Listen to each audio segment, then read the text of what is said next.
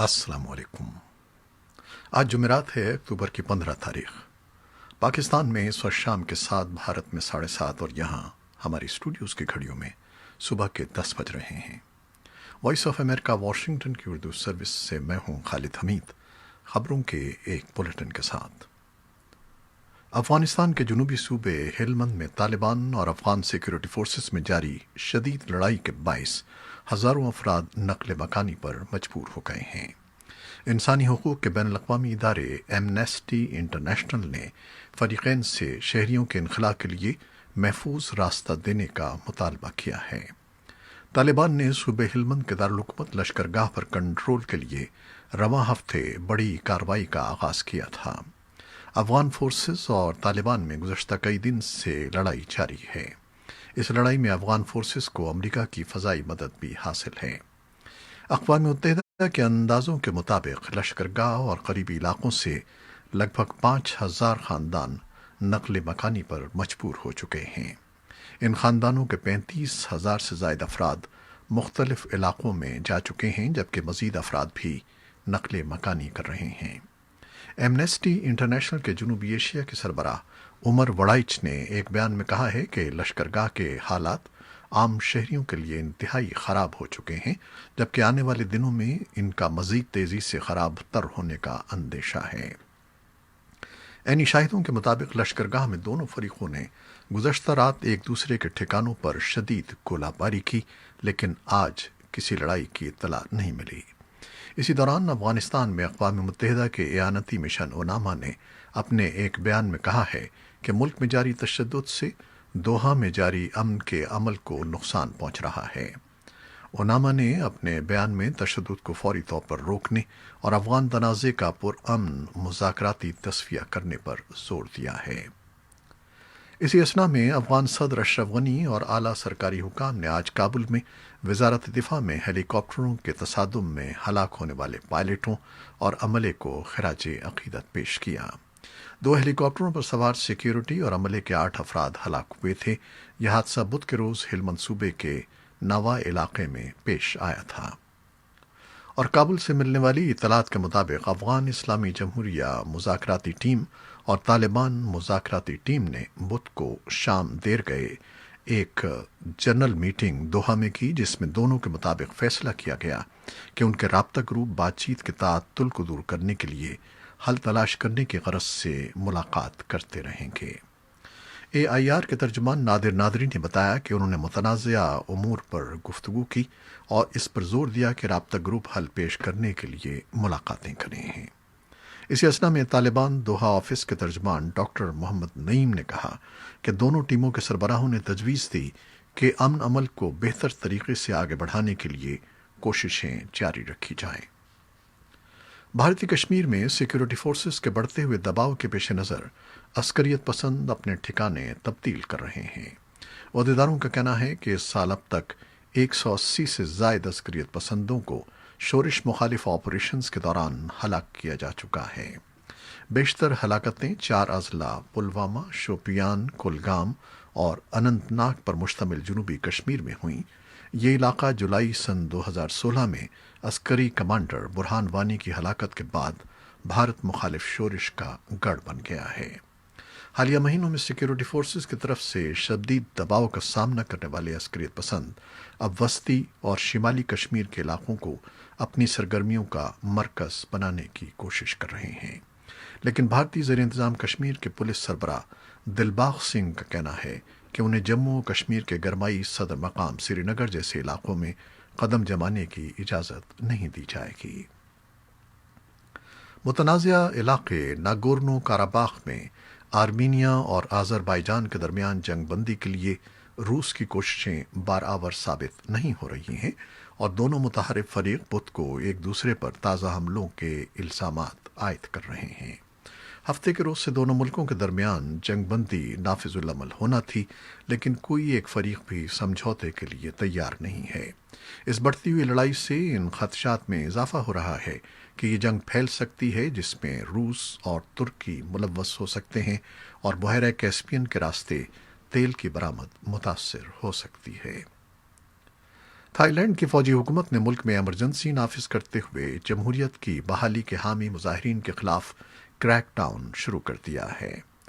وزیر اعظم آفس کی جانب سے جمعرات کی صبح ایمرجنسی کے نفاذ کا فرمان جاری ہونے کے فوراً بعد پولیس نے وزیر اعظم آفس کے باہر احتجاج کے لیے جمع ہونے والے مظاہرین کی پکڑ دھکڑ شروع کی۔ تھائی لینڈ میں ایمرجنسی کا نفاذ ایسے موقع پر ہوا ہے جب ایک روز قبل بینکاک میں جمہوریت کی یادگار کے سامنے ہزاروں مظاہرین شریک تھے اور انہوں نے بادشاہ مہا وجیرا لونگ اور اہل خانہ کے قافلے کے سامنے ہنگر گیم سیلیوٹ کیا۔ ہنگر گیم سیلیوٹ کو تھائی لینڈ کی فوجی حکومت کے خلاف مزاحمت کی علامت سمجھا جاتا ہے، جس میں مظاہرین 3 انگلیاں فضا میں بلند کر کے اپنی نفرت کا اظہار کرتے ہیں۔ تھائی لینڈ میں جمہوریت کی بحالی کے لیے طلباء گزشتہ 1 ماہ سے احتجاج کر رہے ہیں اور ان کا مطالبہ ہے کہ وزیر اعظم پریوٹ چان اوچا اقتدار سے الگ ہو جائیں، بادشاہ سیاست سے دور رہیں اور شاہی خاندان کی تعظیم سے متعلق سخت قانون کو ختم کیا جائے۔ سابق فوجی سربراہ پریوٹ چان نے سن 2014 میں حکومت کا تختہ الٹ کر اقتدار پر قبضہ کر لیا تھا۔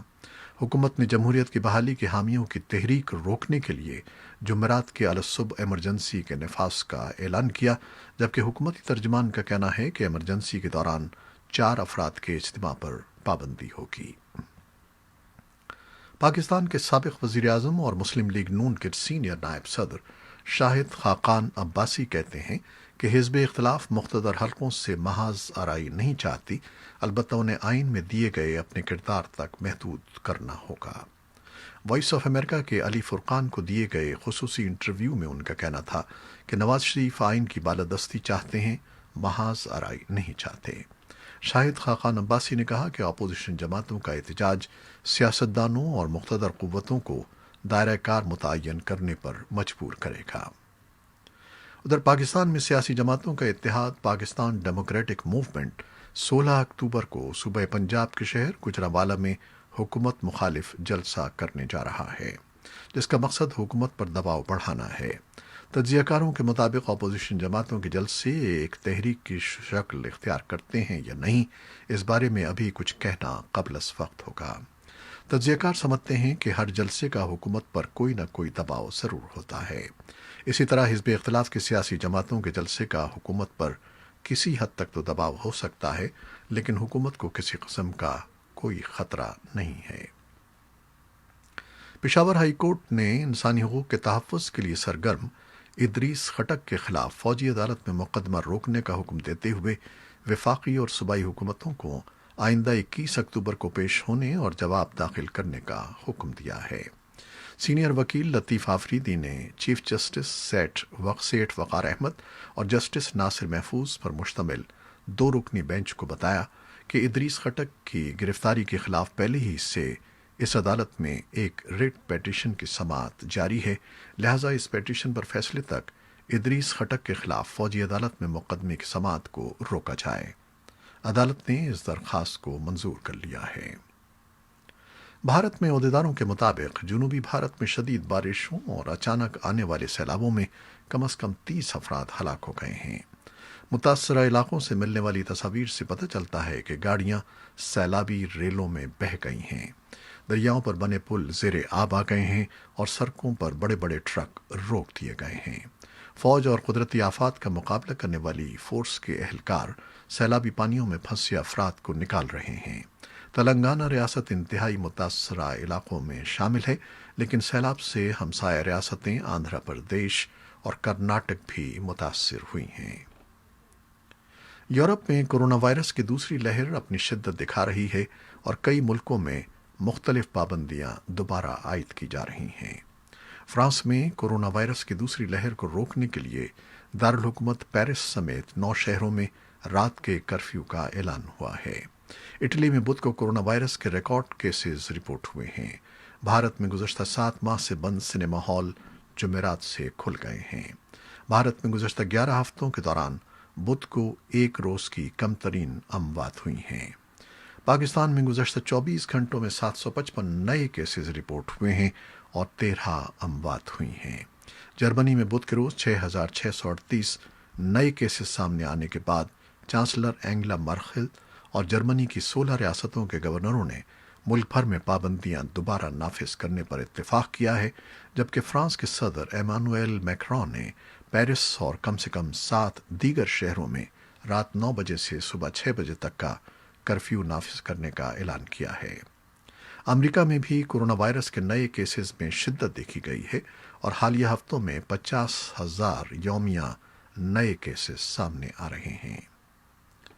عالمی ادارے صحت کی chief scientific officer Saumya Swami Nathan نے خبردار کیا ہے کہ نوجوانوں اور صحت مند افراد کو کووڈ 19 کی ویکسین لینے کے لیے سن 2022 تک کا انتظار کرنا پڑ سکتا ہے۔ انہوں نے کہا کہ ویکسین کے لیے طبی عملہ ترجیحات طے کرے گا اور پہلی ترجیح قانون کا نفاذ کرنے والے اہلکاروں اور ہنگامی صورتحال میں فوری خدمات انجام دینے والوں کو حاصل ہوگی، جس کے بعد بزرگ شہریوں کی باری آئے گی۔ سوامی ناتھن نے امید ظاہر کی کہ سن 2021 میں کم سے کم ایک محفوظ اور مؤثر ویکسین دستیاب ہوگی، تاہم یہ ویکسین محدود تعداد میں ہی فراہم کی جا سکے گی۔ اس وقت دنیا بھر میں کووڈ 19 کی 170 سے زائد ویکسینیں جانچ کے مختلف مراحل میں ہیں، جن میں سے 10 جانچ کے آخری مرحلے میں پہنچ چکی ہیں۔ امریکی صدارتی امیدواروں کے درمیان آج جمعرات کو ہونے والا مباحثہ منسوخ ہونے کے بعد ریپبلکن صدر ڈونلڈ ٹرمپ اور ڈیموکریٹ امیدوار سابق نائب صدر Joe Biden town hall meetings میں ووٹروں کے سوالات کا جواب دے رہے ہیں۔ امریکی ٹیلی ویژن NBC نے بدھ کے روز بتایا کہ وہ جمعرات کے روز جنوبی شہر میامی میں رات 8 بجے ٹرمپ کے ساتھ ٹاؤن ہال میٹنگ کا اہتمام کر رہا ہے، جہاں صدر ووٹروں کا سامنا کریں گے۔ اس سے پہلے ABC نیوز نے ڈیموکریٹ امیدوار جو بائیڈن کے ساتھ فلیڈیلفیا میں ایسی ہی ٹاؤن میٹنگز منعقد کرنے کے پروگرام کا اعلان کر رکھا ہے۔ 3 نومبر کو ہونے والے صدارتی انتخاب میں فلوریڈا اور پینسلوینیا مقابلے کے اعتبار سے کلیدی اہمیت کے حامل ہیں، جہاں آج ان ٹاؤن ہال میٹنگز کا اہتمام کیا جا رہا ہے۔ امریکی سینٹ کی جوڈیشل کمیٹی نامزد جج ایمی کونی بیرٹ کی نامزدگی کی توثیق کے لیے 4 روزہ سماعت کے آخری مرحلے میں آج جمعرات کے روز ان کی حمایت اور مخالفت میں گواہوں کے بیانات سنے گی۔ توقع ہے کہ ڈیموکریٹک پارٹی کمیٹی کے رولز کا سہارا لیتے ہوئے جج بیرٹ کی نامزدگی کی توثیق کے لیے رائے شماری کو 1 ہفتے سے لے کر 22 اکتوبر تک مؤخر کرنے کی کوشش کرے گی۔ اس کے بعد سینٹ میں مکمل رائے شماری اس ماہ کے آخر تک متوقع ہے۔ 48 سالہ جج بیرٹ کو قدامت پسندوں کی حمایت حاصل ہے اور ان کی نامزدگی کی توثیق کی صورت میں سپریم کورٹ میں قدامت پسند ججوں کو 3 کے مقابلے میں 6 کی برتری حاصل ہو جائے گی۔ جج بیرٹ کو گزشتہ دنوں انتقال کر جانے والی سپریم کورٹ کی جج روتھ بیڈر گنزبرگ کی جگہ نامزد کیا گیا تھا۔ امریکی سپریم کورٹ کے جج تاحیات اپنے عہدے پر برقرار رہتے ہیں۔ ایران کی حکومت ضمانت پر رہا ہونے والے انسانی حقوق کی کارکن جیلا کرمزادہ مکوندی کو دوبارہ جیل بھیجنے کے قریب آ گئی ہے۔ جیلا پرامن طریقے سے اسلام پسند حکمرانوں کی مخالفت کرتی آئی ہیں، جس کے باعث انہیں مقدموں کا سامنا ہے۔ قبل ازیں اس ماہ ایران سے وائس آف امریکہ کی فارسی سروس سے بات کرتے ہوئے جیلا کرمزادہ کے ایک قریبی ذریعے کا کہنا تھا کہ جیلا کو حکومت مخالف احتجاج میں شمولیت اور سوشل میڈیا پر حکومت مخالف نظریات پوسٹ کرنے پر 6 سال کی قید سنائی گئی تھی۔ بھارت میں جمعرات سے سنیما ہالز دوبارہ کھل گئے ہیں، جس پر سنیما مالکان نے خوشی کا اظہار کیا ہے، جبکہ دیوالی کے موقع پر بڑی فلمیں ریلیز ہونے کی توقع کی جا رہی ہے۔ بھارت میں کورونا وائرس کے سبب سنیما ہالز کو بند ہوئے 7 ماہ سے زیادہ کا عرصہ ہو چکا ہے۔ سنیما مالکان کو امید ہے کہ چاہے فلمیں پرانی ہی کیوں نہ ہوں یا فلم بینوں کو ماسک پہننا پڑے، وہ سنیما ہالز کا رخ ضرور کریں گے۔ سنیما انڈسٹری کو کھلنے کی اجازت ایسے موقع پر دی گئی ہے جب بھارت کا سب سے بڑا تہوار دیوالی قریب ہے۔ اس کے ساتھ ہی خبروں کا یہ بلیٹن ختم ہوتا ہے۔ خالد حمید کو اب اجازت دیجیے، اور یہ بلیٹن آپ ویب سائٹ اور یوٹیوب پر بھی دیکھ سکتے ہیں۔ اللہ حافظ۔